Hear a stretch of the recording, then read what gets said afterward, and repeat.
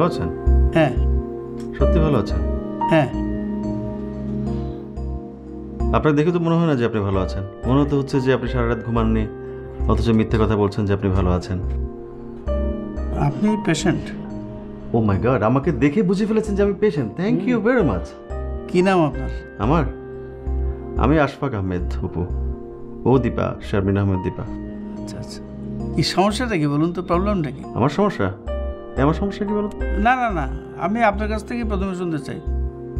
আমার নিজের তো কোনো সমস্যা নাই, সমস্যা আমার চারপাশের মানুষের। এই সমস্যার সমাধান আমার কাছে আছে, কিন্তু কেউ আমার কথা শুনতে চাইছে না, কেউ না। আমাকে বলা হচ্ছে অন্যায়ের সঙ্গে আপোষ করার জন্য, আমাকে বলা হচ্ছে সমস্ত অনিয়মকে নিয়ম হিসাবে মেনে নেওয়ার জন্য। এটা কেমন ধরনের কথা? আমি আমার চারপাশের সমস্যা নিয়ে বিব্রত, আর আমার চারপাশের মানুষগুলো আমাকে নিয়ে বিব্রত। ও, এবার আপনি বলুন দেখি। আসলে ও অন্যের কারোর কষ্ট সহ্য করতে পারে না। অবশ্য এটা শুধু ওর একার প্রবলেম না, আমারও আছে কেমিক্যাল লুজ। Chemical loose? আসলে দীপা, কেমিক্যাল লুজ আমাদের সবাই, ওটাই টাইট।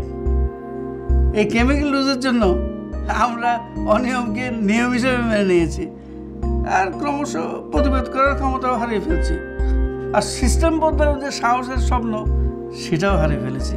অপু, আপনি অনেক ভালো আছেন, অনেক সুস্থ আছেন, আপনার কোনো প্রবলেম নাই। আপনার জন্য আমার শুভকামনা ছাড়া আর কোনো চিকিৎসা নাই। ওই হ্যান্ডস অফ।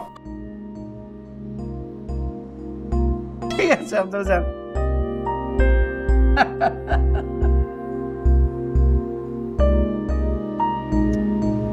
খুব শান্তি পেলাম অপু, আপনার মতো লোকের দেখা পেয়ে। বসে থাকবা? না, বসে থাকবো কেন, চলো যে আসি। আসসালামু আলাইকুম। আজকে অনেকদিন যাবত সে কথা বলা বন্ধ করে দিয়েছে, সারাক্ষণ চুপচাপ বসে থাকে, হাসেও না কাঁদেও না। এইভাবে বসে থাকলে বলেন কিভাবে করে চলবো বলেন? কথা বলা বন্ধ করছেন কেন? কি কন্ট্রোলিতে কোনো সমস্যা আছে না অন্য কিছু?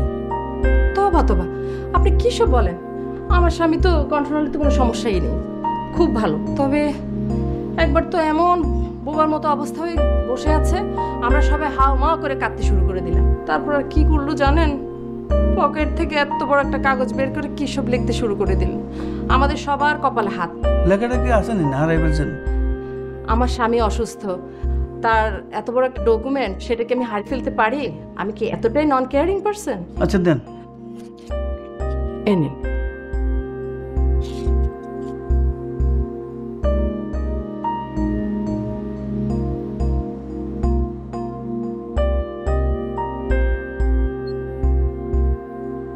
এই লেখাটা কি সত্যি আপনি লিখছেন? এই কিছু বলো না, তুমি তো লিখেছো। মিছে কথা কইেন না, আপনি লিখছেন। ওই লিখেছে। আর আমি তো আপাতত ওনার কোনো সমস্যা দেখছি না। আপনি দেখছেন উনি ভালো আছেন। আচ্ছা, এখন আমি কি করব বলেন? আমরা স্বামী স্ত্রী, দরকার হলে মারামারি করব, ঝগড়াঝাটি করব, তার জন্য কি সে কথা বলা বন্ধ করে দিবে? ওকে আপনি কিছু বলছেন না কেন? আর আপনি কি চান ডক্টর আমি দম বন্ধ হয়ে মারা যাই? আরে আমি তো দেখতেছি সমস্যা আপনার কাছে।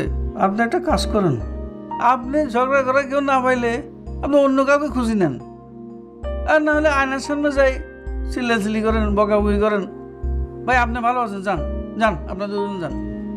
এই শোনেন, একেবারে যদি খুঁজে না পান কেউ ঝগড়ার জন্য, আমার চেম্বারে চলে আসেন, আমার লোক আপনারা শিখিয়ে দেবে কেমন ঝগড়া করতে হয়। যান, নেক্সট।